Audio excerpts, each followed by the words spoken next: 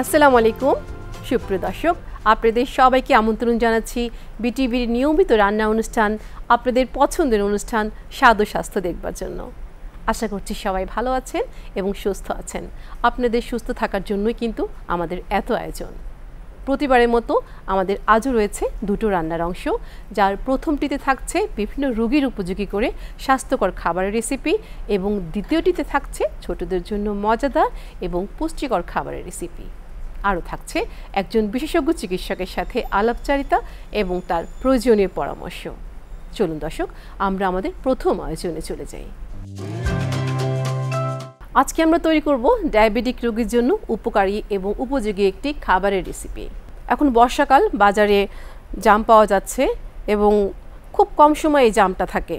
তো জাম দিয়ে বিভিন্ন ধরনের রেসিপি করা যায়। আমরা চাইলে জামের সস, আচার, চাটনি করতে পারি, স্কোয়াশ করতে পারি, শরবত কিংবা জাম মাখা তো আমরা খেয়েই থাকি। তো আজকে একটু ভিন্নভাবে আমি জামের যে চাটনি সেটা করব। এটা আমার নিজস্ব রেসিপি, আমার মাথায় এসেছে এবং এটা আমার কাছে খেতে দুর্দান্ত লেগেছে, সেটা আপনাদের সাথে শেয়ার করছি। এখানে আমি প্রায় 250 গ্রাম মতো পাকা জাম নিয়েছি। জামটাকে একটু চটকে নিব, একটু ভেঙে নিব হাত দিয়ে। চাইলে আপনারা একটু কেটেও নিতে পারেন। আমি হাত দিয়ে একটু ভেঙে নিচ্ছি জামগুলোকে, জাস্ট একটু ভেঙে নিচ্ছি যাতে মশলাগুলো ভেতরে যায়।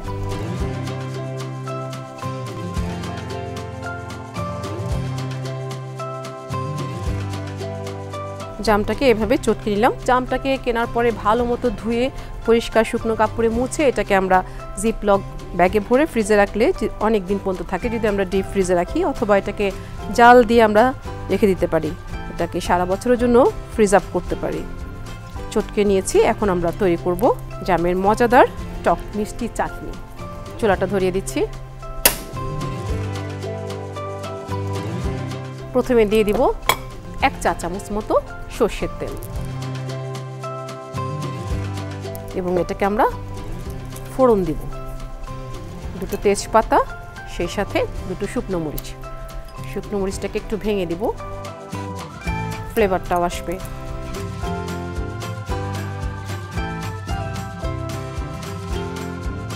একটু ভেজে নিচ্ছি, তেজপাতা এবং শুকনো মরিচের ফোড়ন দিলাম।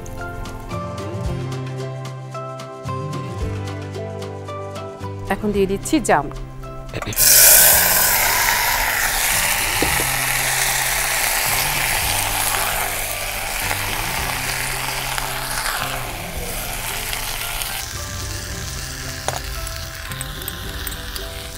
সেই সাথে দিয়ে দিব, যেহেতু চাটনি টক ঝাল মিষ্টি করে করব, একটু 5 ফোড়নের গুঁড়ো, 1/2 চা চামচ গুঁড়ো 5 ফোড়ন, সেই সাথে জিরা টালা গুঁড়া, জিরাটাকে ভেজে গুঁড়ো করে নিয়েছি, সেটা 1 চা চামচ আন্দাজ। এখানে একটু মৌরি গুঁড়ো নিয়েছি, সুন্দর একটা অ্যারোমা আসবে, 1/2 চা চামচ মৌরি গুঁড়া এবং একটু কাশ্মীরি লাল মরিচের গুঁড়া দিয়ে দিব। রংটাকে একটু রেড কালার করার জন্য দিয়ে দিব কাশ্মীরি। এটাতে ঝাল হবে না, একটু রং আসবে। 1 চা চামচ আর একটু লবণ দিব, দিয়ে 1 কাপ আন্দাজ পানি দিয়ে দিব।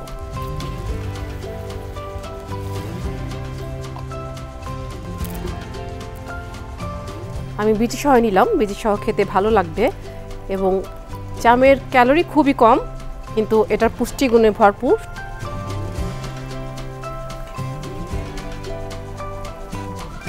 ভালো মতো মিশিয়ে এটাকে ঢেকে দিচ্ছি এবং মাঝারি আঁচে এটাকে রান্না করতে হবে 5 থেকে 7 মিনিটের জন্য।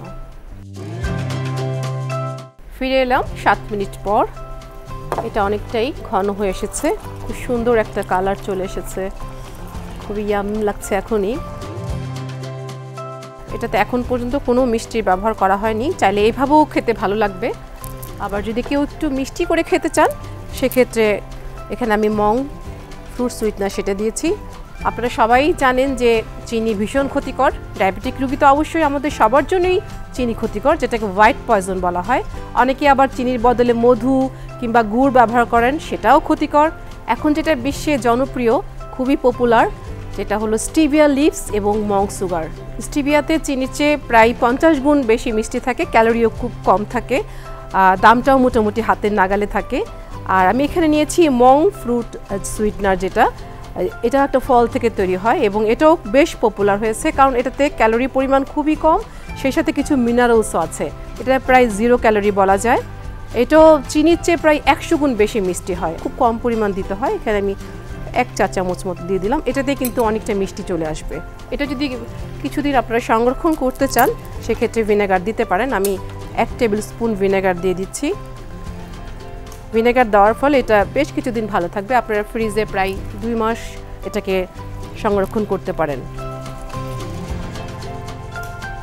এবং এটা সম্পূর্ণ আমার নিজস্ব রেসিপি, সুস্বাদু হয়েছে দেখেই আপনাদের সাথে শেয়ার করছি। আর যেহেতু জামটা খুব কম সময়ের জন্য থাকে, হয়ে গেল।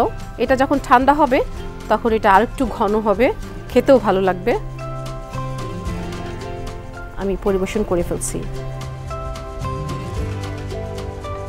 এটা দেখতেও যেমন সুন্দর এবং এটার এত সুগন্ধ, যেহেতু এটা চাটনি করেছি, ভীষণ লোভনীয়। চাইলে উপরে কিছু ভাজা তেলও দিয়ে দিতে পারেন। আমি একটু পুদিনা পাতা গুজে দিচ্ছি, একটা ফ্রেশ লুক আসবে।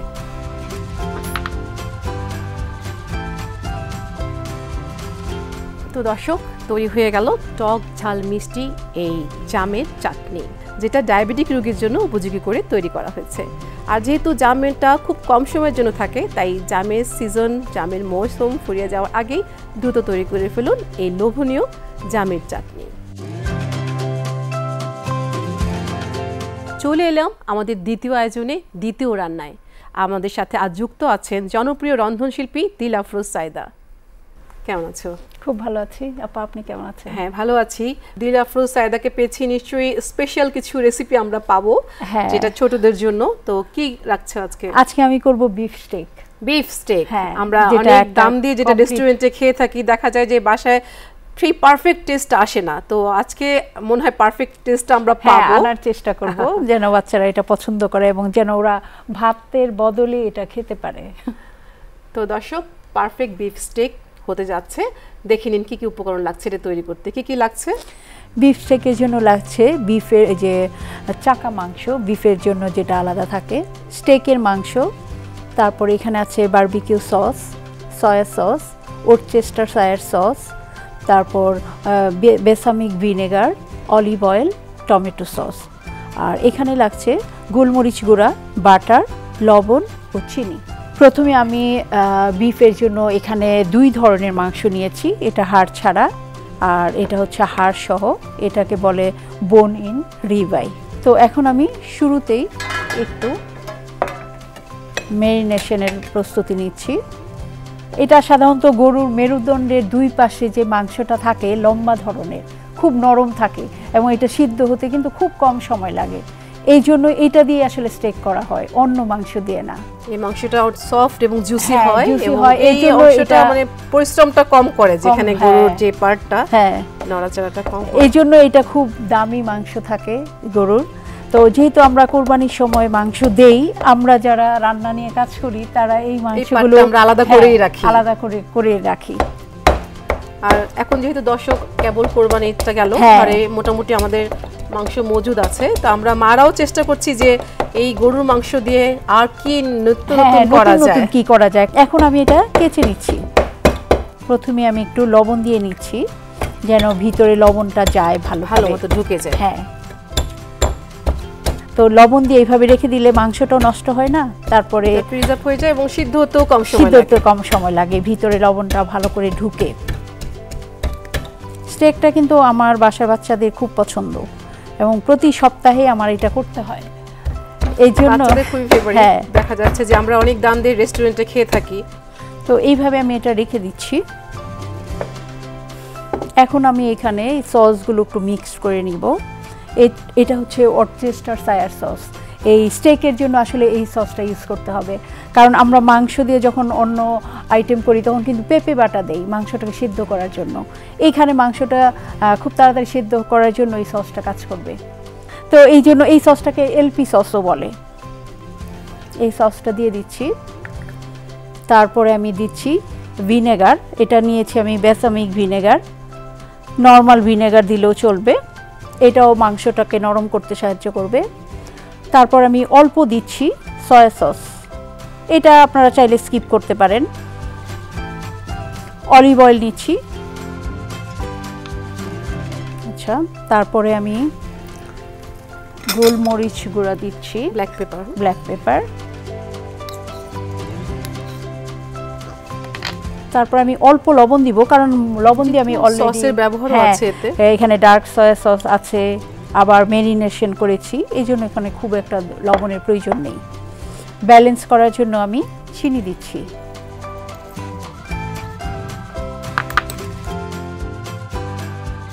মিক্স করা শেষ আমার।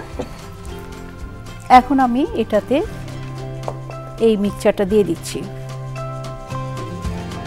বাসায় করার সময় আসলে লবণ দিয়ে অনেকক্ষণ রাখতে হবে, তাহলে লবণটা ভালো করে ঢুকবে এবং সেদ্ধও হবে।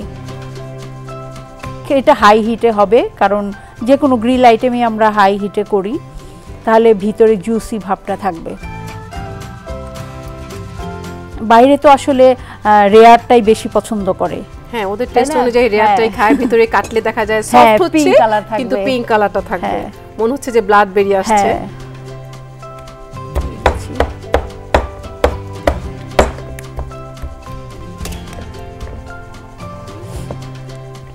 আচ্ছা, এখন আমি এটা হিট করতে দিয়ে দিব।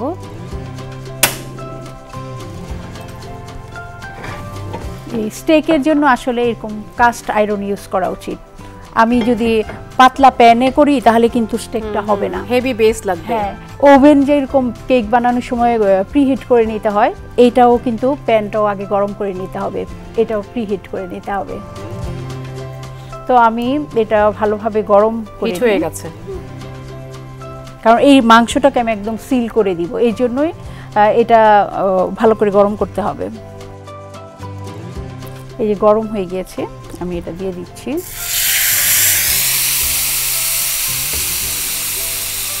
এরকম ছোট প্যানও কিন্তু পাওয়া যায়। হ্যাঁ, অনেক কিউট প্যানটা। হ্যাঁ,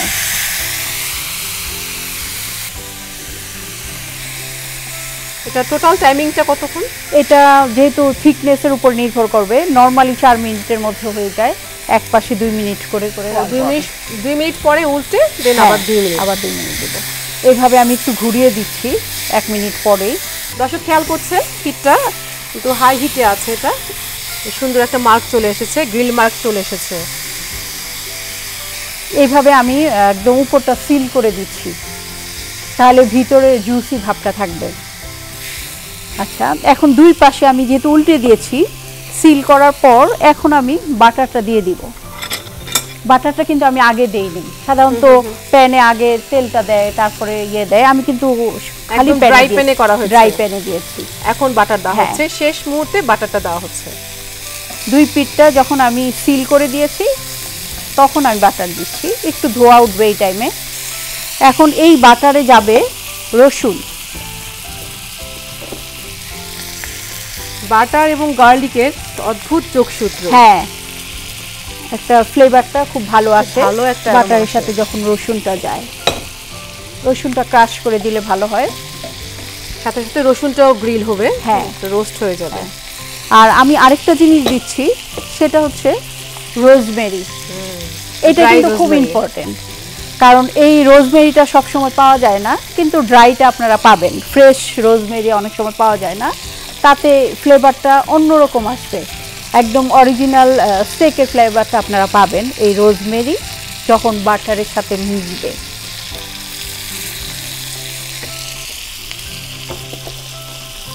এখন এই বাটারটাকে আমি উপরে উঠিয়ে উঠিয়ে দিব, যাতে ড্রাই না হয়ে যায়।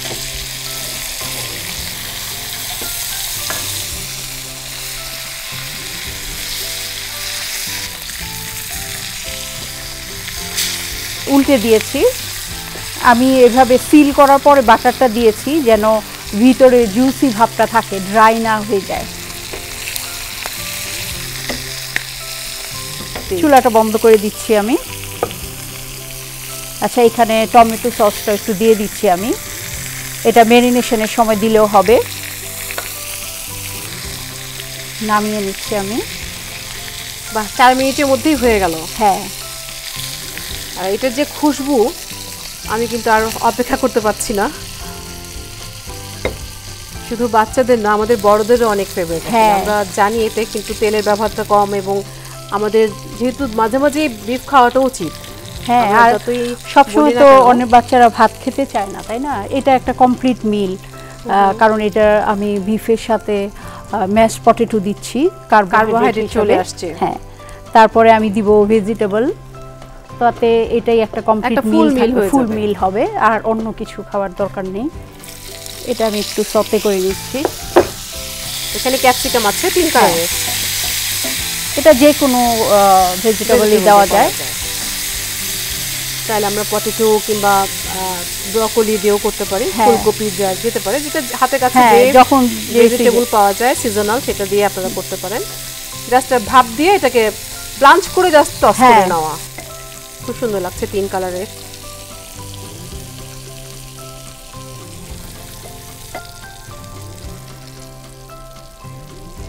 সবজিটা দেখা যায় বাচ্চারা খেতে চায় না, এমনি খেতে তো চায় না। হ্যাঁ, তো এইভাবে যখন একটা মিলের সাথে দেওয়া হয় তখন কিন্তু একটু কালারফুল সবজি তারা দেখলে খেতে চায়। আর এই সবজিটা ইটসেলফ টেস্টি। এখন আমি একটু ম্যাশ পটেটো potato। দিচ্ছি। এটা কিভাবে করেছি আমি একটু বলে দিচ্ছি। আমি এখানে আলু সিদ্ধ দিয়েছিলাম, আলুর পানিটা একদম শুকিয়ে ফেলতে হবে হাঁড়িতেই। এটার সাথে পানি মিক্সড করা যাবে না এবং পানিটা রেখেও দেওয়া যাবে না, পুরো পানিটা শুকিয়ে ফেলতে হবে। তারপর এটা ছিলে একটু গরম অবস্থায় দুধের সাথে বাটার মিক্সড করে, একটু যদি রসুন দিতে চান রসুন দিতে পারেন, দিয়ে এটাকে আমি ম্যাশ করে ফেলেছি। আমি এখানে বিটার দিয়ে করেছি, তাতে একদম স্মুথ হয়েছে। এটা জাস্ট নোজলে ভরে কোণে হ্যাঁ। ভরে আমরা এভাবে দিয়ে দিই। হ্যাঁ, এইভাবে দিচ্ছি যেন দেওয়ার ভালো সুবিধার লাগবে, জন্য। হ্যাঁ। হ্যাঁ,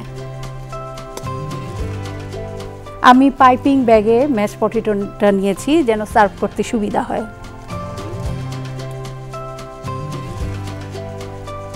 আর এই স্টেকের সাথে পছন্দ মতো যে কোনো সস সার্ভ করা যায়, ব্রাউন সস, হোয়াইট সস।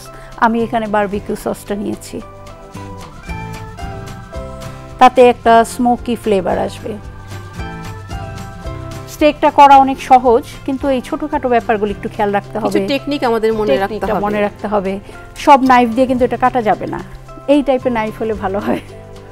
কাটা সুবিধার জন্য। হ্যাঁ, কাটার সুবিধার জন্য।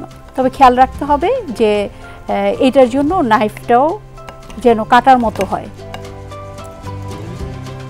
এই টিপস এন্ড ট্রিক্স গুলো অবশ্যই মনে রাখলে হ্যাঁ। সব সময় কিন্তু আমরা পারফেক্ট একটা স্টেক, তাহলে আমরা মানে রেস্টুরেন্টের মতো স্টেক বাসায় করতে পারি। এই চাপা বিফ স্টেক। আমার তো মনে হচ্ছে যে আমি কোনো রেস্টুরেন্টে বসে আছি, এবং ঘ্রাণে অর্ধভোজন, অর্ধেক পেট ভরেই গেছে।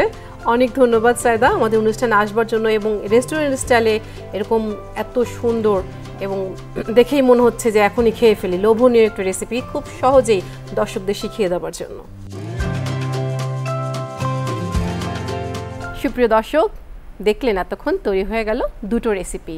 চলুন দর্শক, এই দুটি খাবারের গুণাগুণ সম্পর্কে এবং ডায়াবেটিক রোগ সম্পর্কে আমরা আরও বিস্তারিতভাবে জেনে আসি একজন বিশেষজ্ঞ চিকিৎসকের কাছ থেকে। প্রিয় দর্শক, আজ আমাদের মাঝে আছেন doctor Badrul Alam, consultant, tropical medicine and diabetes, Ibn Sina D lab and consultation centre, Dayaganj, Dhaka. স্বাগত জানাচ্ছি আমাদের রান্না অনুষ্ঠান স্বাদু স্বাস্থ্যতে। আমরা আজকে জানবো ডায়াবেটিক রোগ নিয়ে। প্রথমে সাধারণ একটা প্রশ্ন দিয়ে শুরু করছি যে কখন আপনারা বলবেন যে তার ডায়াবেটিস হয়েছে? ডায়াবেটিস রোগটা আসলে কি? ডায়াবেটিসটা হচ্ছে যে সুস্থ লোক হচ্ছে যখন খাবার খায়, দেখা যায় যে তার শরীরে রক্তে শর্করা যেটা গ্লুকোজের পরিমাণ সেটা একটা লেভেলের মধ্যে থাকে। যেমন খালি পেটে থাকতে হবে 3.5 থেকে 5 পয়েন্টের মধ্যে, আর খাওয়ার পরে থাকতে হবে হচ্ছে 5.5 থেকে 7.8-এর মধ্যে। তো কারো কারো দেখা যায় যে এই লেভেলে থাকছে না, খাওয়ার পরে বা খালি পেটে এই লেভেলের উপরে উঠে যাচ্ছে। তো যাদের 7.8 থেকে 10.9 পর্যন্ত আছে তাদেরকে বলবো আমরা প্রি ডায়াবেটিস, আর যাদের খাওয়ার পরে দেখা যায় 11 বা তার উপরে হয় তাদেরকে আমরা বলবো যে ডায়াবেটিস। এটার কারণটা হচ্ছে যে আমাদের দৈনন্দিন অভ্যাস, খাবারের অভ্যাস, চলাফেরার অভ্যাস, এগুলো সব আমাদের শরীরের যে প্রক্রিয়া সেটাকে প্রভাবিত করে। তো কারো যদি খাওয়ার 2 ঘন্টা পরে 11 বা তার বেশি হয় তখন আমরা তাদেরকে সরাসরি বলতে পারি যে আপনার ডায়াবেটিস হয়েছে। কি লক্ষণ দেখে আপনারা বোঝেন যে সে ডায়াবেটিক আক্রান্ত? লক্ষণগুলো এক একজন এক এক লক্ষণ নিয়ে আসে। সবচেয়ে যেগুলো মানে খুব কমন সেগুলো হচ্ছে যে ঘন ঘন গলা শুকিয়ে যাওয়া, পানির পিপাসা পাওয়া, তারপরে হচ্ছে বারবার প্রস্রাবের বেগ হয়, এই কারণে বহুমূত্র কথাটা চলে আসছে। অনেকের দেখা যায় যে ঘা শুকাচ্ছে না, অনেকের দেখা যাচ্ছে যে প্রস্রাবের রাস্তায় চুলকানি হচ্ছে, অথবা শরীরে ছত্রাক হচ্ছে, ছত্রাক ভালো হচ্ছে না। এক একজন এক একটা মানে সিমটম নিয়ে আসে, কেউ একাধিক, কেউ একটা, কেউ অনেকগুলো, কেউ সবগুলোই নিয়ে আসে। এটা নির্ভর করে ব্যক্তিভেদে। যারা ঝুঁকির মধ্যে আছেন তাদের তো অবশ্যই উচিত এটাকে প্রতিরোধের ব্যবস্থা করা। প্রথম থেকেই তারা যদি প্রতিরোধ করতে পারে দেখা যায় যে তারা কিন্তু বেঁচে থাকতে পারবে এই ডায়াবেটিক মহামারী থেকে। তো কিভাবে করতে পারে, প্রতিরোধের উপায়গুলো কি? ডায়াবেটিস প্রতিরোধ করতে হলে প্রথমে হচ্ছে আমার জীবনযাত্রা চেঞ্জ করতে হবে। সেটা হচ্ছে যে আমি শুয়ে বসে থাকলে হবে না, আমাকে প্রতিদিন 2 কিলোমিটার বা 40 মিনিট হাঁটতে হবে। দ্বিতীয় হচ্ছে খাদ্য অভ্যাস। খাদ্য অভ্যাস হচ্ছে যেই খাবারগুলো যেগুলো high glycaemic index. Glycaemic index হচ্ছে যে আমরা একটা খাবার খেলে, শর্করা জাতীয় খাবার খেলে হঠাৎ করে রক্তে শর্করার মাত্রাটা বেড়ে যায়। তো কিছু খাবার আছে হাই গ্লাইসেমিক ইন্ডেক্স, কিছু আছে লো গ্লাইসেমিক ইন্ডেক্স। যেগুলো হাই গ্লাইসেমিক ইন্ডেক্স সেগুলো হঠাৎ করে শর্করার মাত্রা বেড়ে যায়, যেমন চিকন চালের ভাত, চিনি, গুড়, এগুলো খেলে হঠাৎ করে রক্তে শর্করা বেড়ে যায়, এটা হচ্ছে হাই গ্লাইসেমিক ইন্ডেক্স। লো গ্লাইসেমিক ইন্ডেক্স যেমন দেখা যায় যে রুটি, তারপরে হচ্ছে কিছু ফল আছে, তারপরে দেখা যায় যে খেজুর, এগুলো হচ্ছে লো গ্লাইসেমিক ইন্ডেক্স, ধীরে ধীরে বাড়বে। এই ধরনের খাবার আমাদেরকে বেশি বেছে নিতে হবে। জীবনযাত্রা, খাদ্যাভ্যাস এবং ব্যায়াম, এই তিনটা একসাথে চাললে তারা সুস্থ লোকের তালিকায় থাকতে পারে। এখন যেহেতু ফলের মৌসুম, মধুমাস, অনেক ফলে তো রেস্ট্রিকশন আছে, আম, কাঁঠাল, তো জাম তো নিশ্চয়ই খেতে পারবে। তো আমি এখানে জাম দিয়ে জামের একটা চাটনি করেছি, এটাকে আমি প্রিজার্ভ করার জন্য একটু ভিনেগার দিয়েছি শেষ মুহূর্তে, আর চাটনি কিছু মশলা ছিল। তো এই জামের চাটনি কতটা উপকারী হবে এবং ডায়াবেটিক রোগীরা এটা কতটুকু খেতে পারবে যদি বুঝিয়ে বলতেন। জি, এটা তো অসাধারণ একটা প্রচেষ্টা। কারণ হচ্ছে জাম খুব অল্প সময়ের জন্য আসলেও, যেহেতু মৌসুমি ফল, কিন্তু এটা অসাধারণ গুণ, এর গুণ বলে শেষ করা যাবে না। এটার মধ্যে অ্যাসকর্বিক অ্যাসিড, বিটা ক্যারোটিন, তারপরে ফ্লেভোনয়েডস, তারপরে ফাইবার, অ্যান্টিঅক্সিডেন্ট, তারপরে আপনার রিবোফ্লাভিন, পাইরিডক্সিন, থায়ামিন, তারপরে আপনার কপার, ম্যাঙ্গানিজ, আয়রন। ডায়াবেটিস রোগী সারা বছরই এই চাটনিটা অল্প অল্প করে খেতে পারবে। আমার ধরনের এটা দেখতে যত লোভনীয়, স্বাদেও আশা করি তত লোভনীয় হবে। আরেকটি ছিল ছোটদের জন্য বিফ স্টেক, মনে হচ্ছে একদম রেস্টুরেন্ট থেকে আনা হয়েছে, অনেক লোভনীয় লাগছে এটাও। সাথে ম্যাশড পটেটো ছিল এবং সোয়াতে ভেজিটেবল ছিল। ছোটদের জন্য, বিশেষ করে যারা বাড়ন্ত বয়সী শিশু কিশোর আছে তারাই তো এটার ফ্যান বেশি, তাদের জন্য কতটা উপযুক্ত হবে এই খাবারটা খাওয়া? তারা কি এটা মাঝে মধ্যে খেতে পারবে, অকেশনালি খেতে পারবে কিনা? কারণ এখানে বিফটা হচ্ছে একটা প্রথম শ্রেণীর প্রোটিন, আর মেশ পটেটো এটা আপনার কার্বোহাইড্রেট বা শর্করা, আর যেহেতু স্যাটে ফ্রাই এখানে আছে, এখানে ফ্যাট আছে, তাহলে কার্বোহাইড্রেট পেলাম, ফ্যাট পেলাম। আসলে এটা হচ্ছে যে বাড়ন্ত শিশুদের জন্য দরকার। কারণ বিফ আমরা বয়স্ক রোগীদের, বিশেষ করে যাদের হাইপারটেনশন, যাদের রক্তে কোলেস্ট্রলের মাত্রা বেশি, আমরা বলি বিফটা না খেতে, কিন্তু বাড়ন্ত শিশুদের জন্য কোলেস্টেরল দরকার আছে। একটা মানুষের দৈনিক 180 মিলিগ্রাম কোলেস্টেরল প্রয়োজন হয়। তো সেটা যোগান না দিলে তার শরীরে যে স্টেরয়েড হরমোনগুলো সেগুলো ঠিকমতো তৈরি হতে পারে না। আর বাড়ন্ত শিশুদের বেলায় আরও দরকার। অনেক গুরুত্বপূর্ণ তথ্য কিন্তু আমরা পেয়ে গেছি। অনেক অনেক ধন্যবাদ, সেই সাথে শুভকামনা বিটিভির পক্ষ থেকে। প্রিয় দর্শক, এর সাথে শেষ করতে হচ্ছে আমাদের আজকের আয়োজন। দেখা হবে আবারও আগামী আয়োজনে। সেই পর্যন্ত সবাই ভালো থাকবেন, সুস্থ থাকবেন এবং অবশ্যই স্বাস্থ্যকর এবং পুষ্টিকর খাবার খাবেন।